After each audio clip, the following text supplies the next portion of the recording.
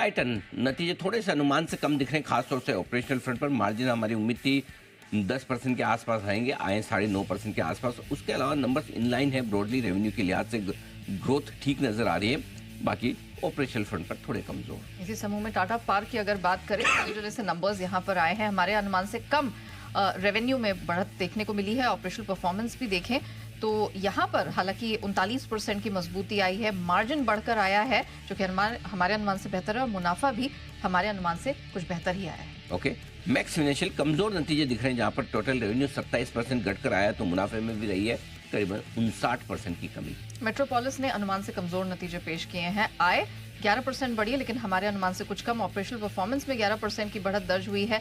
Margin अगर देखा जाए तो ये आप कह सकते हैं कि बिल्कुल अनचेंज निकल कर आया। हमारा अनुमान 24.5% का था, और अगर पैट देखा जाए, प्रॉफिट आफ्टर टैक्स, ये भी हमारे अनुमान से कम बढ़ा है।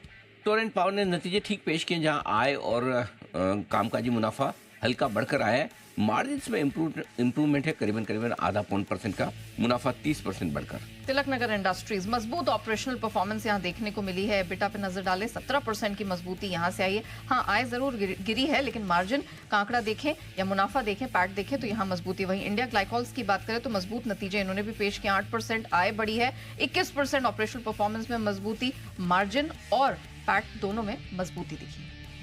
नेहा का मुकाबला करने के लिए मेरे पास भी अच्छे नतीजे हैं। नेहा जी 1-2 ही आपके पास, मेरे पास 3 है। ओके, जेबी केमिकल 14% रेवेन्यू बढ़ा है, कामकाजी मुनाफा भी इतना ही। मार्जिन में इंप्रूवमेंट दिखा है, फ्लैट रहे, लेकिन मुनाफा 22% बढ़कर आया, तो जेबी केमिकल के नंबर्स हैं अच्छे।